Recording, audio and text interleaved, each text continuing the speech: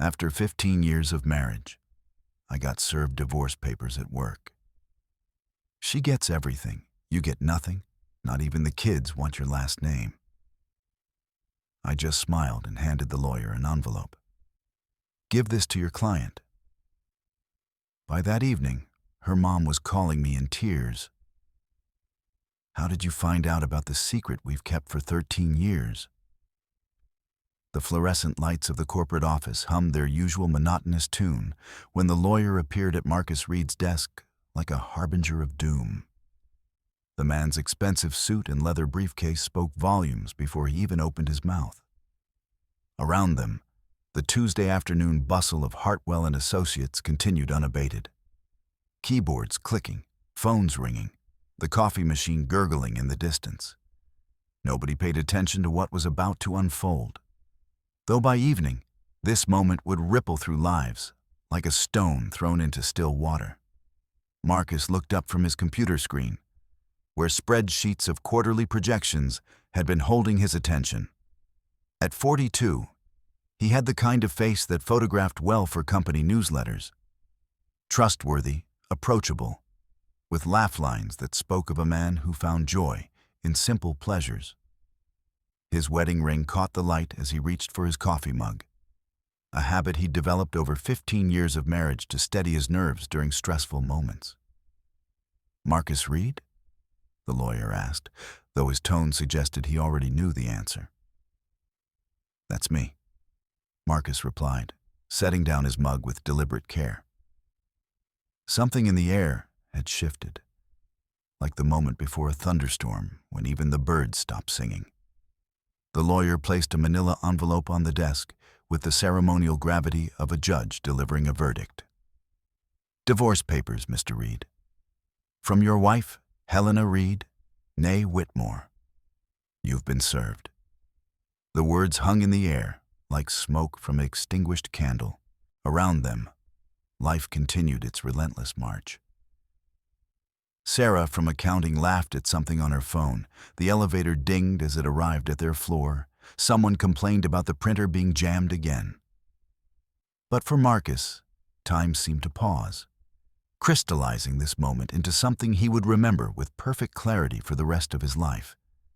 He opened the envelope with steady hands, though inside, something was crumbling like ancient parchment. The legal language was cold and clinical, reducing 15 years of shared mornings, whispered secrets, and intertwined dreams to a series of bullet points and monetary figures. But it was the lawyer's next words that cut deepest. Mrs. Reed has been quite thorough, the man continued with professional detachment. According to the settlement terms, she retains the house, the vacation property in Colorado, both vehicles, and primary custody of your children. I'm told they've expressed a desire to change their surname to their mother's maiden name, Whitmore. They no longer wish to carry the Reed name. The lawyer paused, perhaps expecting an outburst, tears, or at least some visible reaction. Instead, Marcus smiled. Not the bitter, sardonic expression one might expect from a man watching his life crumble, but something altogether more mysterious. A smile that held secrets, like moonlight on water revealing depths beneath the surface. Is that so? Marcus said quietly, his voice carrying an odd note of satisfaction that made the lawyer shift uncomfortably. Mr. Reed, I should mention that contesting these terms would be inadvisable.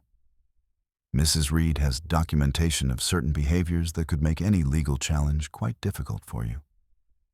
Marcus nodded slowly, as if this information merely confirmed something he'd long suspected.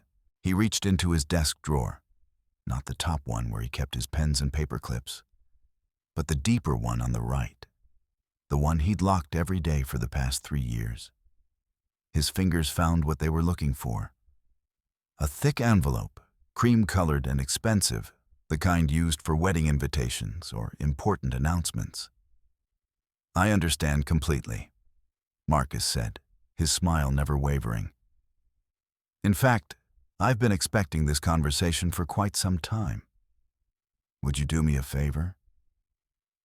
The lawyer raised an eyebrow, clearly not accustomed to such cooperative behavior from men receiving divorce papers. Marcus held up the envelope. Give this to your client. Tell her it's from her loving husband of 15 years, and that she should open it when she's alone. Preferably somewhere private, where she can process the contents without interruption. Mr. Reed, I'm not sure. Please, Marcus interrupted gently. It's important. She'll understand once she sees what's inside. And tell her. He paused, his smile taking on a quality that made the lawyer think of chess masters who'd just announced checkmate. Tell her that I've always known the truth has a way of surfacing, no matter how deep you try to bury it. The lawyer took the envelope with visible reluctance, as if it might explode in his hands. Is this some kind of threat, Mr. Reed?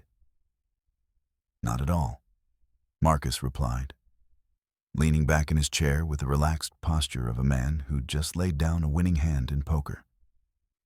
It's quite the opposite, actually. It's a gift. The gift of truth, which I've been carrying alone for far too long. As the lawyer departed, clutching both envelopes like competing prophecies, Marcus turned back to his computer screen.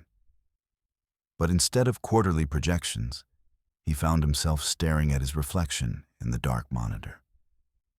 The face looking back at him was calm, almost serene, like someone who'd finally set down a burden he'd been carrying up a mountain for years. The story of Marcus and Helena Reed hadn't begun with love at first sight or a meet-cute worthy of romantic comedies.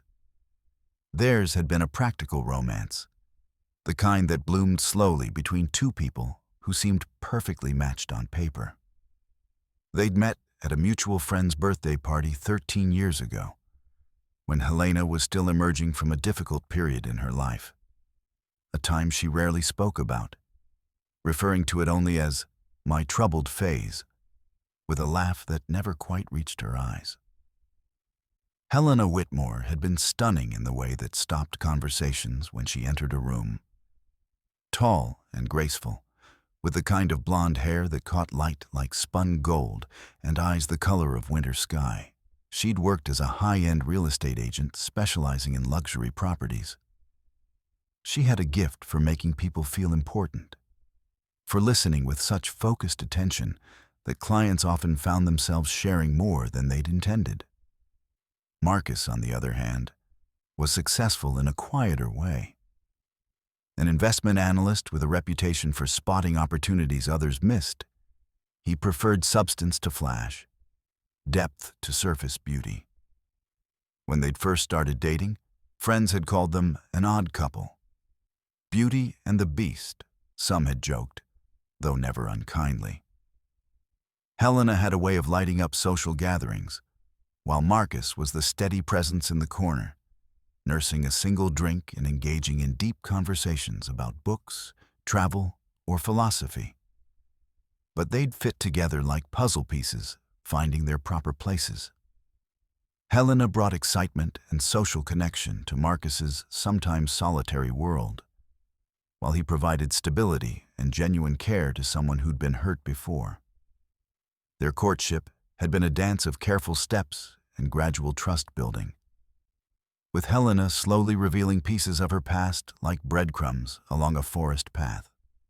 She'd been married before, briefly and disastrously, to a man she described as charming, but ultimately cruel. The relationship had ended badly, she told Marcus during one of their long evening walks, leaving her wary of commitment and struggling with trust issues.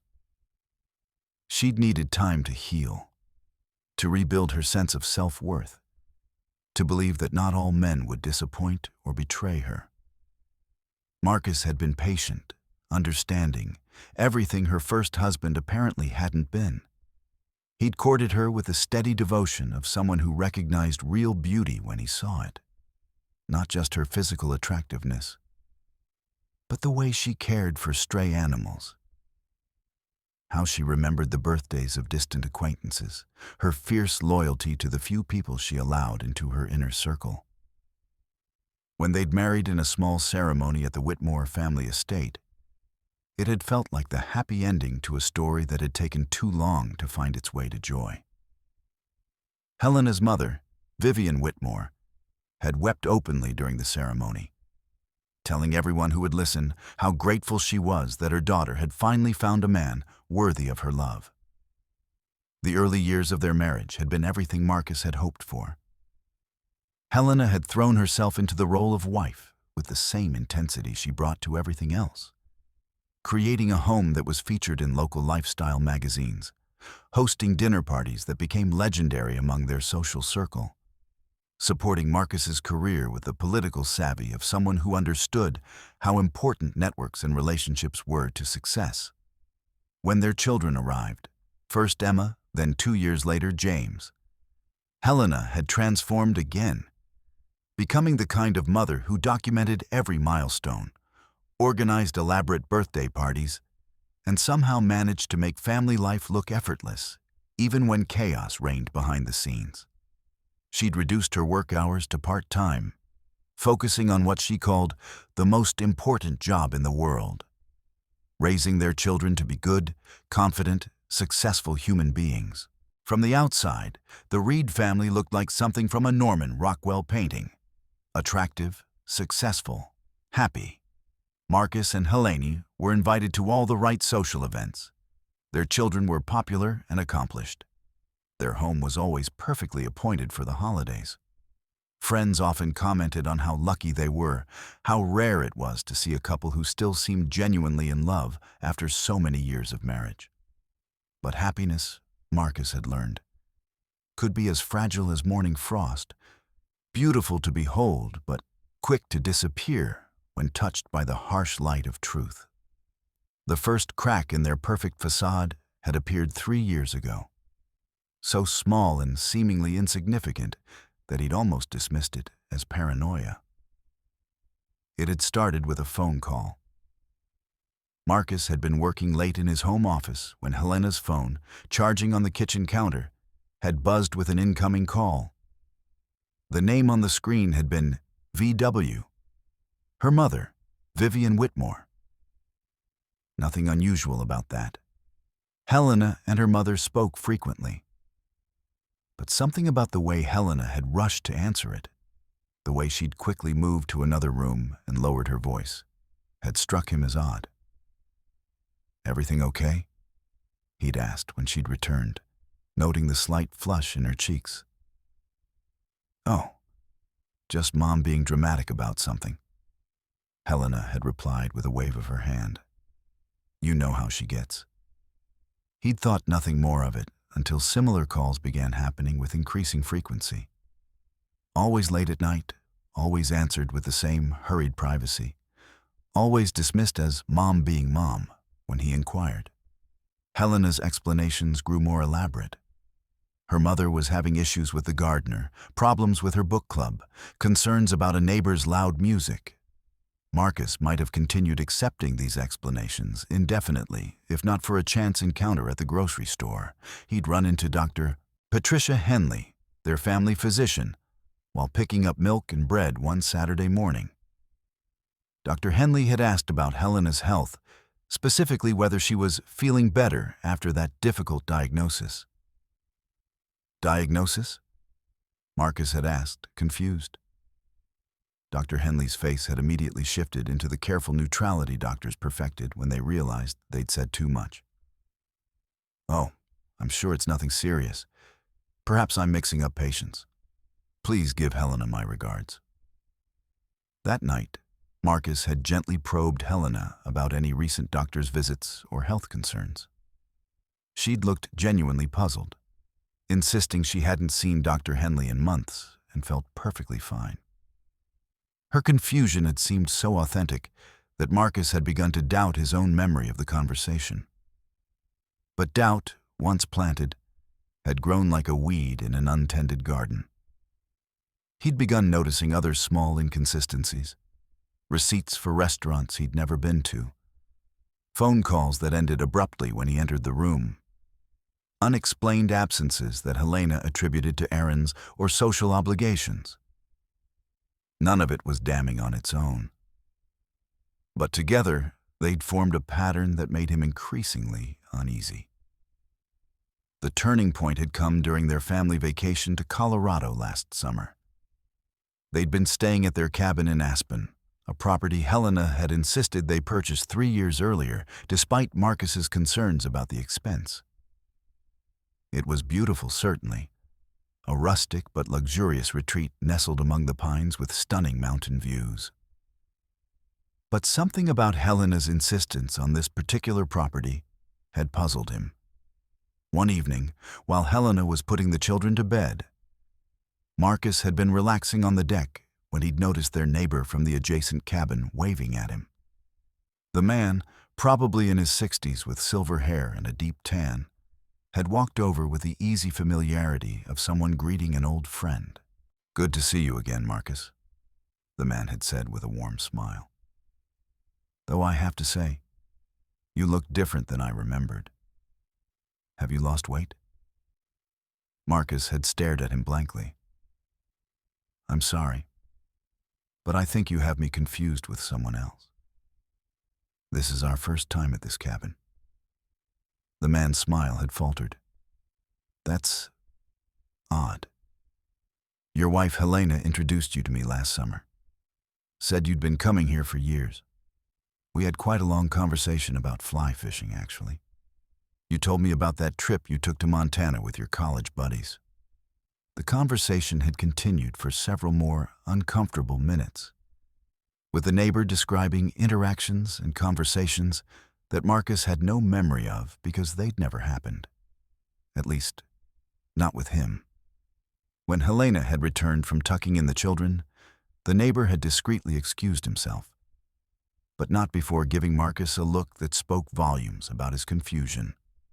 That night, lying in bed listening to Helena's peaceful breathing beside him, Marcus had felt the ground shifting beneath what he'd thought was the solid foundation of his life. Someone had been impersonating him, spending time at their cabin, building relationships with neighbors, creating an entire alternate version of their family's history. And Helena had been part of it, complicit in a deception he was only beginning to understand. The next morning, he'd claimed to have forgotten something at home and driven back to Denver alone, leaving Helena and the children to enjoy the rest of their vacation. Instead of going home, he'd driven to a small internet cafe in a part of town where he was unlikely to encounter anyone he knew. There, using a computer that couldn't be traced back to him, he'd begun the investigation that would consume the next year of his life. Private investigators, he discovered, were nothing like their portrayal in movies and television. The reality was far more mundane.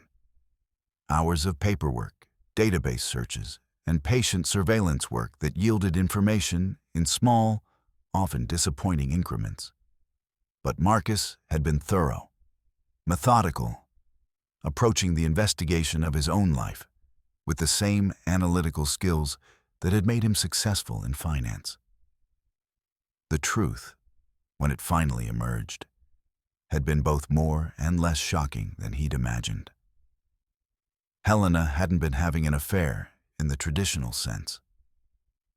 She hadn't fallen in love with another man or begun planning to leave him for someone else. Instead, she'd been living an entirely separate life, one that began long before she'd ever met Marcus.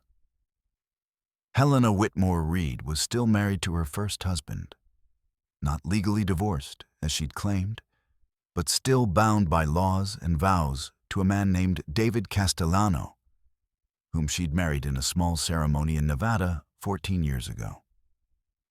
David wasn't the cruel, abusive husband of Helena's carefully constructed stories. He was a successful businessman who traveled frequently for work, who'd been led to believe that his wife Helena was a freelance consultant who also traveled often for her job. The Colorado cabin wasn't their family retreat. It was Helena and David's private getaway, a place where she played the role of devoted wife to her legal husband, while Marcus believed she was taking solo trips to clear her head or visiting college friends. The neighbors' confusion about Marcus's identity made perfect sense now. He'd been meeting David, the real husband, the man who had every legal right to be there. But the deception ran deeper still. Emma and James, the children Marcus had raised and loved as his own for 9 and 7 years respectively, had been born during Helena's marriage to David. While Marcus had been signing birth certificates and school enrollment forms, David had been doing the same in Colorado, believing himself to be their biological father. Helena had been living as 2 different women, maintaining 2 households, 2 sets of relationships, 2 complete identities. She was Helena Reed in Denver, the devoted wife and mother who'd overcome a difficult past to build a beautiful family. In Colorado, she was Helena Castellano, the successful consultant married to a businessman who understood her need for independence and frequent travel. The logistics of maintaining such an elaborate deception were staggering. She'd created false documentation, maintained separate bank accounts, even developed different personality traits for each identity. As Helena Reed, she was social and outgoing, the life of every party. As Helena Castellano, according to David's social media posts and the surveillance reports Marcus had commissioned, she was quieter, more introspective, interested in hiking and outdoor activities rather than dinner parties and social events. Both men had fallen in love with versions of the same woman, never realizing they were sharing her affections, their resources, their dreams for the future. Both had believed they were living authentic lives with someone who'd chosen them above all others. Both had been completely, utterly deceived. The most heartbreaking revelation had been about the children. DNA tests, conducted discreetly through samples collected from hairbrushes and toothbrushes, had confirmed what Marcus had begun to suspect. Neither he nor David were Emma and James's biological father. Helena had been involved with someone else entirely during the time of their conception, someone who remained unknown to both of the men who'd been raising his children as their own. As Marcus had absorbed this information over months of careful investigation, he'd felt something shifting inside him.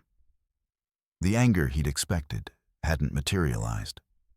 Instead, he'd found himself feeling something closer to pity. For the woman who'd built such an elaborate house of cards, the energy required to maintain such deception must have been exhausting. The constant fear of discovery, a weight that would crush most people. But pity hadn't stopped him from planning. If Helena wanted to end their marriage and take everything, including the children who bore his name and whom he'd loved unconditionally, she was certainly free to try. But she would do so with full knowledge that her secrets were no longer safe, that the truth had a way of surfacing no matter how deep you tried to bury it. The envelope he'd given to the lawyer contained copies of everything: marriage certificates, birth certificates, financial records, photographs, surveillance reports, DNA test results. It also contained contact information for David Castellano, who had no idea that his wife had been living a double life for over a decade. Marcus had spent considerable time crafting the letter that accompanied the documentation. He'd written it not with anger or vindictiveness, but with the sorrow of someone who discovered that the foundation of his entire adult life had been built on quicksand. He'd told Helena that he'd always known, on some level, that something wasn't right. The signs had been there from the beginning.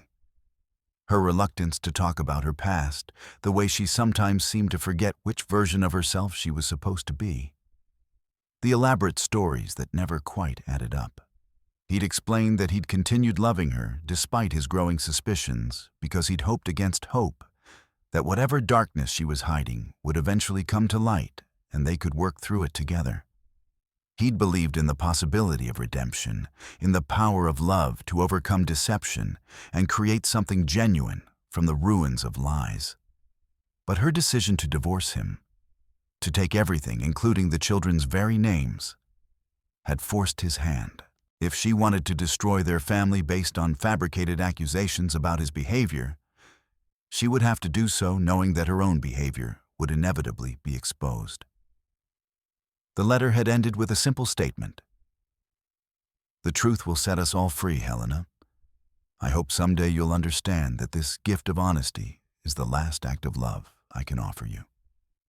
Now, sitting in his office as the afternoon sun slanted through the windows, Marcus felt the peace that came from finally laying down a burden he'd carried alone for too long. The phone on his desk rang, startling him from his reverie. The caller ID showed his home number. "Marcus?" Helena's voice was tight with controlled panic. "We need to talk, right now." "I'm sure we do," Marcus replied calmly. "But I think you have other calls to make first, more important ones." "Marcus, please. You don't understand. I understand perfectly, Helena. I've understood for a very long time. The question is, what do you plan to do now that we both know I understand?" The line went quiet, except for the sound of Helena's shaky breathing. Finally, she spoke again, her voice smaller than he'd ever heard it. "How long have you known?" "Long enough to be prepared for this conversation. Long enough to make certain that everyone affected by your choices will finally learn the truth. The children will be fine," Marcus interrupted gently. "They're resilient, and they have people who love them. Multiple people, as it turns out, though they don't know that yet." After Helena hung up, Marcus returned to his work, though he found it difficult to concentrate on quarterly projections when his life was in the process of fundamental transformation. Around him, his colleagues went about their usual Tuesday afternoon routines, unaware that one of their own was experiencing a complete restructuring of reality. By 5 o'clock, as he was preparing to leave the office, his phone had rung 6 more times, Helena twice more, her mother Vivian 3 times, and once from a number he didn't recognize, but suspected belonged to a very confused David Castellano, who just learned that his wife of 14 years had been living a double life. Marcus had answered none of these calls. There would be time for conversations later, time for explanations and recriminations and the difficult work of untangling lives that had been woven together with threads of deception. But for now, he simply wanted to drive home to the house that would soon no longer be his home, to sit in his garden one last time, and to reflect on the strange journey that had brought him to this moment of clarity. The evening air was crisp with the promise of autumn as Marcus pulled into his driveway. The house looked exactly as it always had. The perfectly manicured lawn Helena insisted upon, the flowering bushes she'd planted with such care, the swings set in the backyard where Emma and James had spent countless hours in innocent play. From the outside, it remained the picture of suburban success and happiness. But as he sat in his car looking at this monument to manufactured perfection, Marcus understood that appearances were often the most elaborate lies of all. The life he'd been living for 15 years had been as carefully constructed and maintained as a movie set, designed to create the illusion of reality while concealing the complex machinery that made it all possible. His phone buzzed with a text message from an unknown number. "Is this Marcus Reed? This is David Castellano. We need to talk." Marcus typed back, "Yes, I imagine we do. But first, you might want to have a conversation with your wife. Our wife, I suppose I should say." The response came quickly. "This is impossible. There has to be some mistake. I thought so too for a very long time. But some mistakes are too elaborate to be accidents. Some mistakes are actually choices, carefully made and consistently maintained." As Marcus finally walked up the path to his front door, He could hear voices from inside, Helena's, high and strained, and another woman's voice he recognized as Vivian Whitmore. The conversation stopped abruptly when he opened the door, replaced by the kind of tense silence that precedes either explosions or confessions. Helena stood in the living room, still wearing the elegant business suit she'd put on that morning when they'd kissed goodbye like any normal married couple on any normal Tuesday. Her mother sat on the sofa, tissues clutched in her hands, her usually perfect composure cracked like a broken mirror.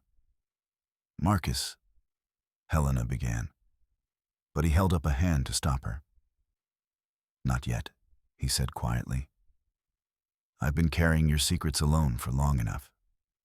It's time for everyone else to share that weight." He walked past them both to his study, the room where he'd spent so many evenings over the past 3 years researching the truth about his own life. The investigation materials were gone now, delivered to the lawyer in that cream-colored envelope. But the room still felt heavy with the weight of discoveries made and illusions shattered. When he returned to the living room, both women were staring at him with expressions he'd never seen before. Not the careful masks they'd worn for years, but something raw and desperate and utterly human. "How did you find out?" Vivian asked, her voice barely above a whisper. Marcus sat down in his favorite chair, the leather recliner where he'd read bedtime stories to Emma and James, where he'd dozed during Sunday afternoon football games, where he'd dreamed of growing old with the woman he'd thought he'd married. "The same way anyone discovers the truth," he said. "By paying attention, by asking questions when things didn't add up, by refusing to accept comfortable lies when uncomfortable truths were staring me in the face." Helena sank onto the sofa beside her mother, and for the first time since he'd known her, she looked fragile, uncertain, utterly without the confidence that had always been her defining characteristic. "Marcus, I can explain." "Can you?" he interrupted gently. "Can you explain 14 years of bigamy? Can you explain why you let me fall in love with children who weren't mine while their biological father remains unknown? Can you explain why you built an entire life based on deception and then decided to destroy it by serving me divorce papers?"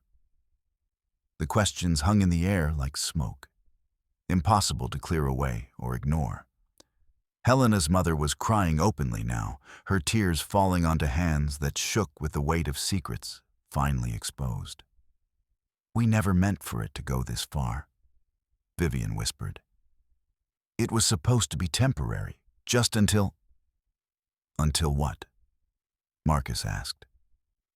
"Until you figured out which husband you preferred? Until you decided which life was more convenient? Until the children were old enough to understand that their entire existence was built on lies?"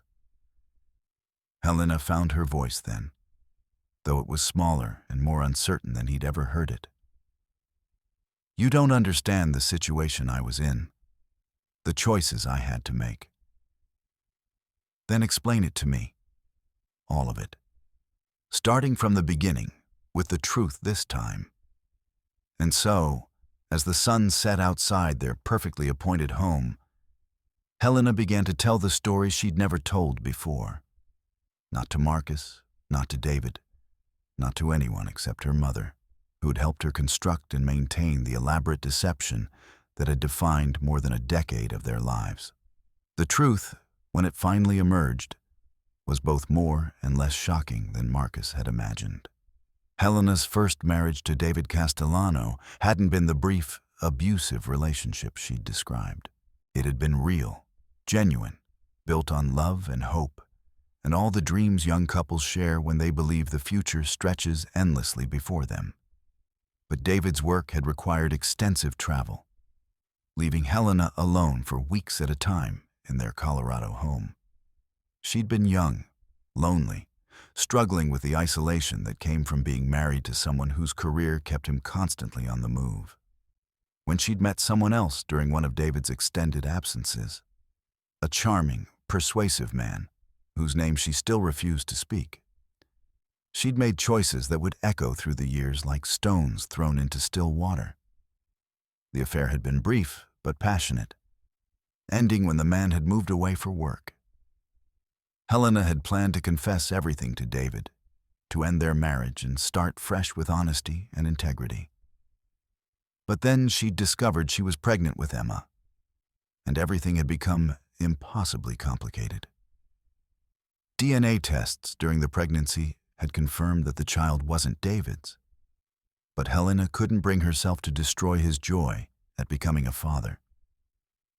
She'd told herself she would find the right moment to tell him the truth, but that moment had never come. When James was born 2 years later, also fathered by the same unknown man during a weekend reunion that Helena described as the biggest mistake of my life, the deception had become too elaborate to unravel without destroying multiple lives.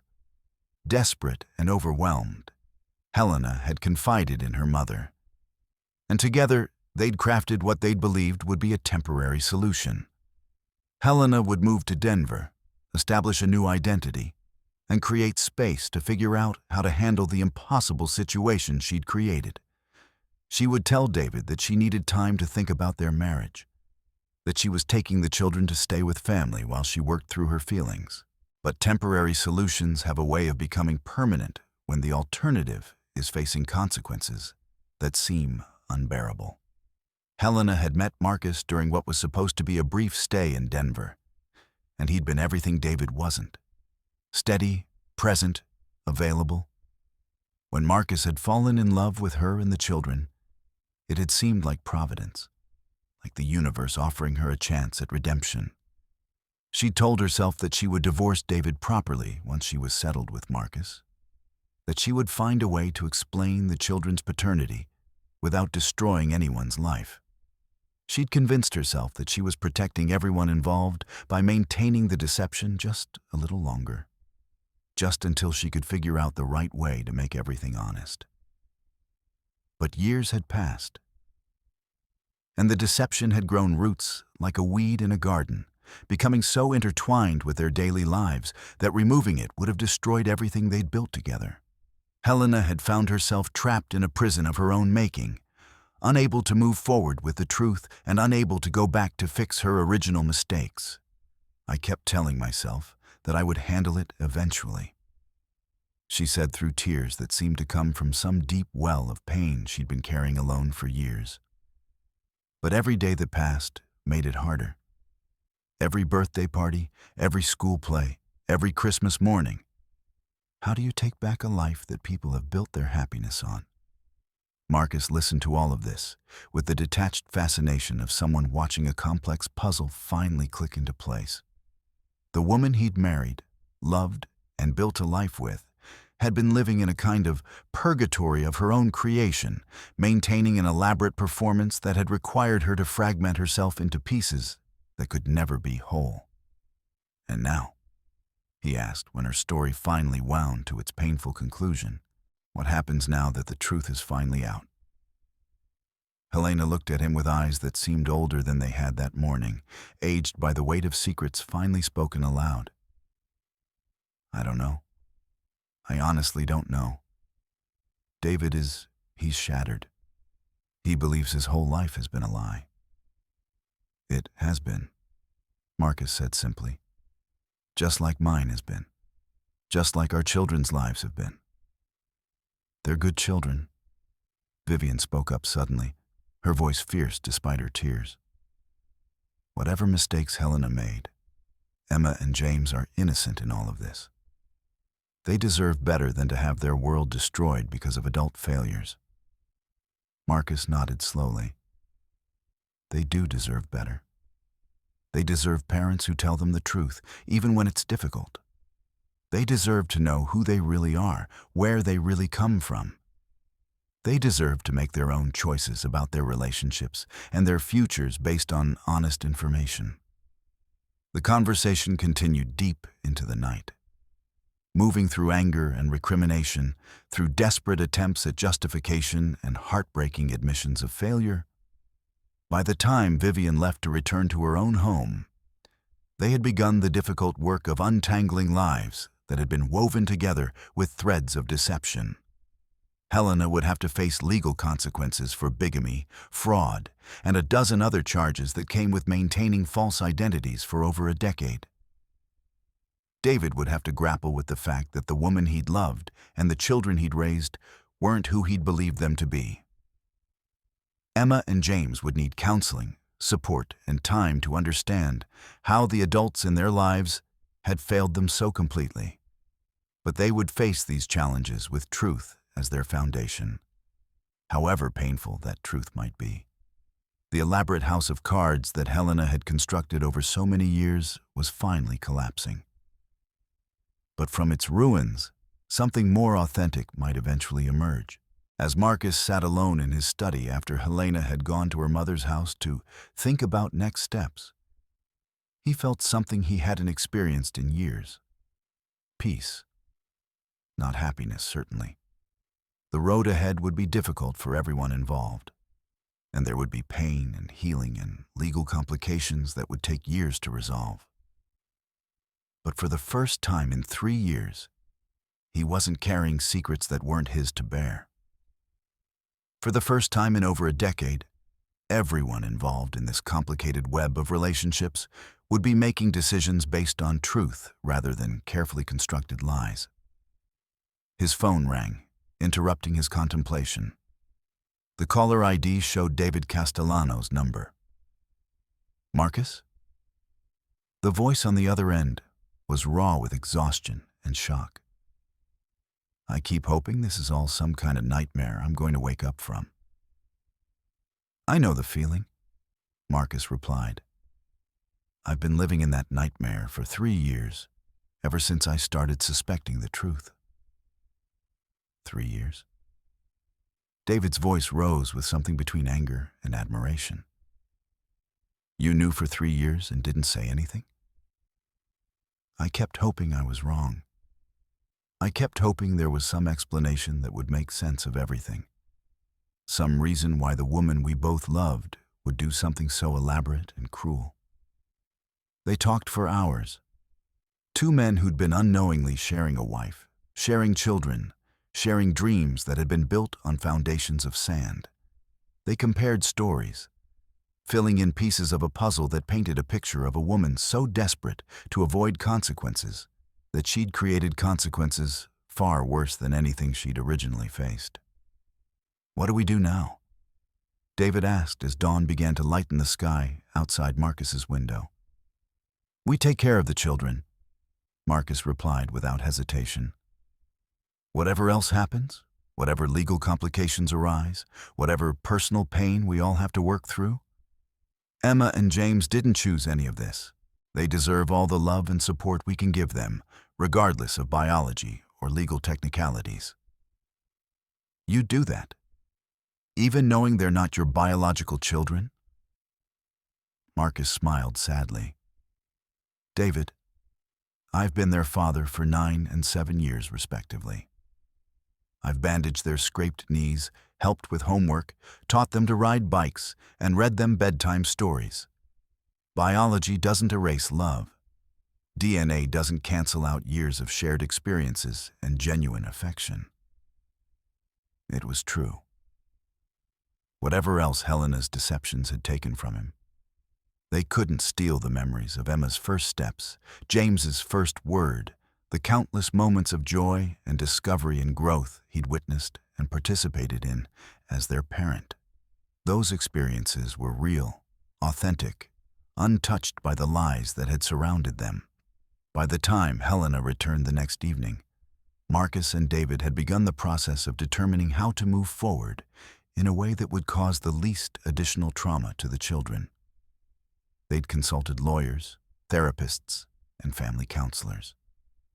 They'd created preliminary plans for shared custody arrangements that acknowledged the unique complexity of their situation. Helena found them sitting at the kitchen table, surrounded by legal documents and psychological evaluations and custody agreements. Working together with the focused intensity of 2 people who discovered they had far more in common than they'd ever imagined. "How is this possible?"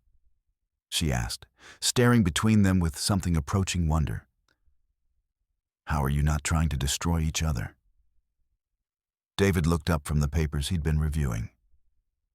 "Because destroying each other wouldn't help Emma and James. And because Marcus and I have both been victims of the same deception. We're not enemies. We're both men who loved you enough to be completely fooled by you." Helena sank into a chair across from them, looking small and fragile in a way that reminded Marcus of the woman he'd first met 15 years ago. The one who'd claimed to be recovering from a difficult relationship, who'd seemed to need protection and gentle care. "I never meant for any of this to happen," she whispered. "But it did happen," Marcus replied gently. "And now we all have to live with the consequences. The question is, are you ready to start telling the truth? All of it, including the things you haven't told us yet?" Helena's eyes widened slightly, and Marcus realized there were still secrets, still layers of deception that hadn't been peeled away. The revelation didn't surprise him. Elaborate lies rarely existed in isolation. There were always deeper truths, more complex motivations, additional complications that emerged once the first layers of dishonesty were stripped away. "What else, Helena?"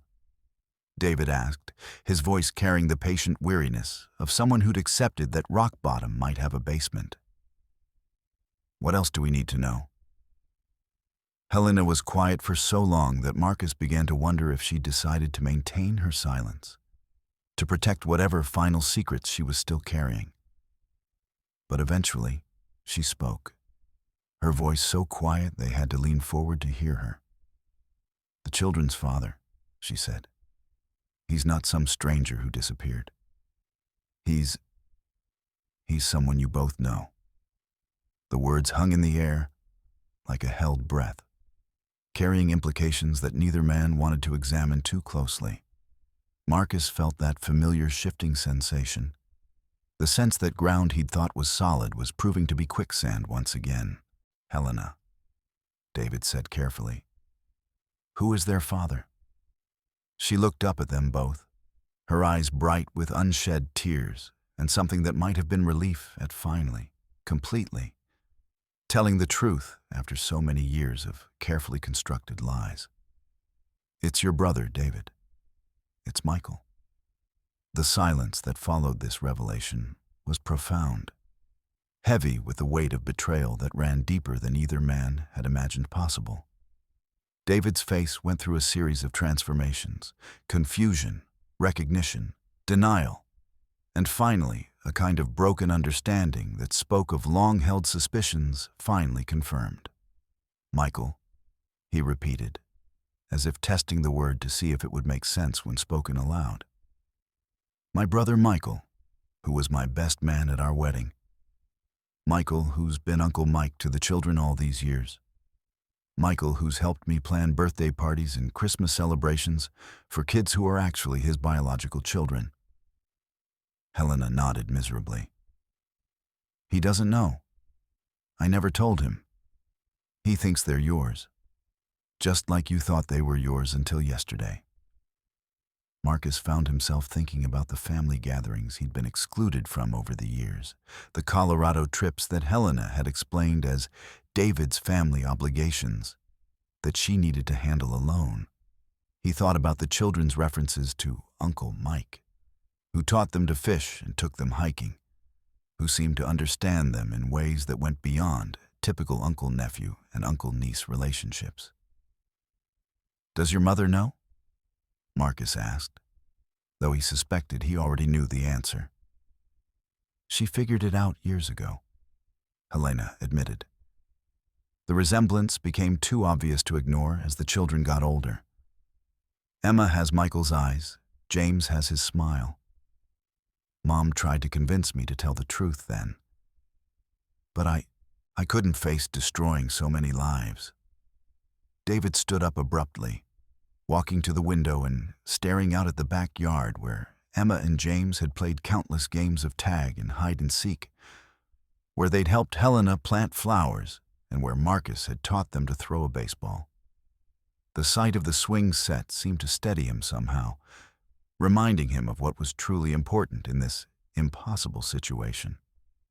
So, Michael has been loving his own children without knowing they're his children, David said slowly. And I've been loving my brother's children while believing they were mine. And Marcus has been loving children who belong to neither of us biologically, but who've been shaped by all of our influences. It's more complicated than that, Helena said desperately. You've all been fathers to them in different ways. Michael's been the fun uncle, you've been the stable provider. Marcus has been the daily caregiver. They've had more love, not less, because of how this worked out. They've had more lies, Marcus corrected gently. Love built on deception isn't really love, it's performance. And children deserve better than to be the audience for our performances. The conversation that followed was perhaps the most difficult of their lives, as three adults who'd been bound together by secrets finally worked through the implications of complete honesty. Helena would have to tell Michael the truth about his biological relationship to Emma and James. David would have to grapple with the fact that his brother had unknowingly betrayed him. Marcus would have to decide whether he wanted to remain involved in the lives of children who'd been loved by their biological father all along, even if nobody involved had understood the true nature of those relationships. But as the evening progressed and they worked through scenario after scenario, Marcus found himself returning to the same fundamental truth. Emma and James were innocent victims of adult deceptions, and they deserved to be protected and loved, regardless of how complicated their situation had become. I'm not walking away from them, he said finally, as Helena cried and David struggled with his own complex emotions. I don't care about DNA or legal technicalities or who's biologically related to whom. I've been their father for 9 and 7 years, and that's not going to change because we finally know the truth about their conception. David looked at him with something approaching wonder. Even after everything Helena put you through, even knowing that you've been loving children who already had a biological father in their lives? Especially because of that, Marcus replied. Those children have been caught in the middle of adult failures and deceptions their entire lives. The least we can do is make sure they don't lose any more stability than absolutely necessary. It was then that Helena broke down completely, sobbing with the kind of raw grief that comes from finally understanding the full scope of damage that's been caused by choices made in weakness and fear. For over a decade, she'd been trying to protect everyone from pain. But her protective lies had created far more suffering than the truth ever could have. Marcus found himself comforting the woman who'd deceived him for 15 years, holding her while she cried for the innocence that had been lost, the relationships that had been damaged, and the children who would have to grow up knowing that the adults they'd trusted most had failed them in fundamental ways. We're going to fix this, he told her, though he wasn't sure if he was trying to convince her or himself. It's going to be difficult and messy and painful, but we're going to find a way to give Emma and James the truth and the stability they deserve. By morning, they had the beginnings of a plan. Helena would enter therapy to understand the psychological factors that had led to such elaborate deception. She would also begin the legal process of untangling the web of false documentation and fraudulent claims she'd created over the years. David would have the difficult conversation with his brother Michael about biological paternity and its implications for family relationships going forward.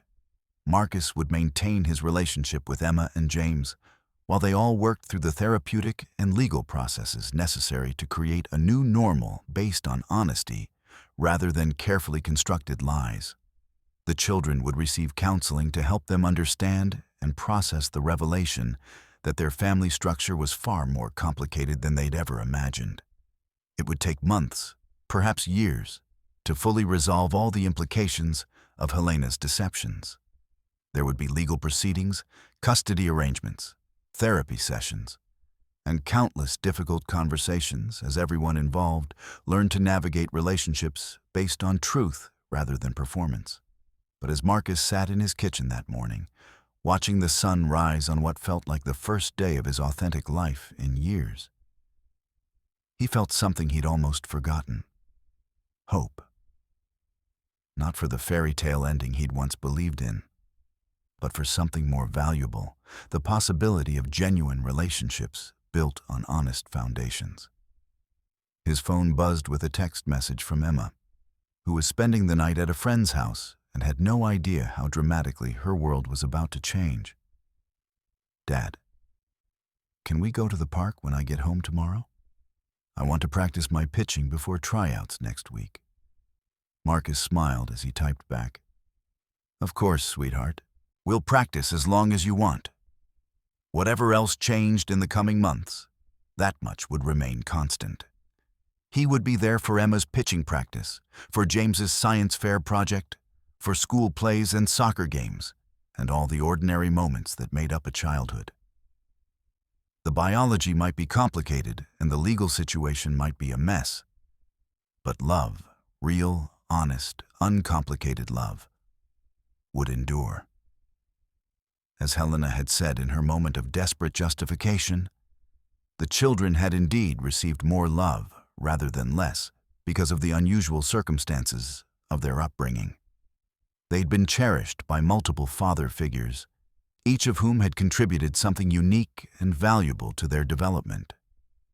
The challenge now would be helping them understand that this abundance of love was real and lasting, even though the structure that had created it was built on deception. 3 months later, Marcus stood in a courthouse listening to a judge explain the custody arrangement that would govern Emma and James's lives going forward. Helena had pled guilty to charges of bigamy and fraud, receiving a suspended sentence and probation in recognition of her cooperation with authorities and her commitment to making restitution for the financial damages her deceptions had caused. David and Michael had worked through their own complicated emotions with the help of family therapy, ultimately deciding that their relationship as brothers was more important than any pain caused by circumstances that had been beyond their control. Michael had been devastated to learn that he'd been unknowingly fathering children he'd loved as an uncle. But he'd also been grateful to discover that his natural affinity for Emma and James had a biological basis. The custody arrangement was unusual, but workable. Marcus would maintain primary custody during the school year, given that he'd been the children's primary caregiver for most of their lives. David and Michael would share custody during school breaks and summer vacations, allowing the children to maintain their relationships with both men while gradually understanding their true biological heritage. Helena would have supervised visitation rights as she worked through her own psychological issues in therapy. Everyone agreed that the children deserved to maintain a relationship with their mother, but only in a context that prioritized honesty and their emotional well-being above all other considerations. As they left the courthouse that day, Emma slipped her hand into Marcus's with the casual confidence of a child who knew she was loved and protected, regardless of legal technicalities or biological complications. "Dad," she said, using the title that had remained constant throughout all the revelations and changes, "are we still going to practice pitching this weekend?" "Absolutely," Marcus replied, squeezing her hand gently. "Some things never change, sweetheart." And he realized, as they walked toward their car in the afternoon sunshine, that he'd spoken a fundamental truth. Love, once established and nurtured, was stronger than deception. Family, once formed through shared experiences and genuine care, was more enduring than biology.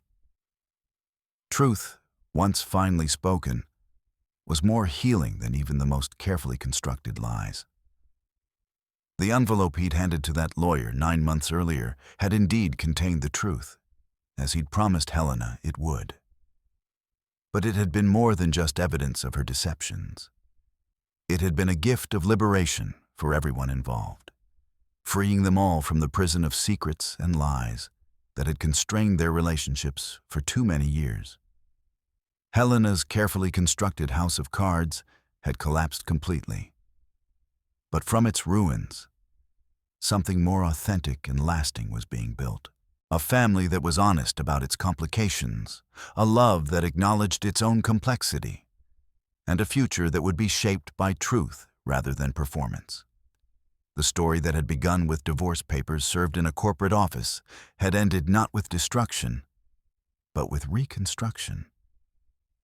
Not with the fairy tale ending that Helena had been trying to maintain through deception, but with something more valuable.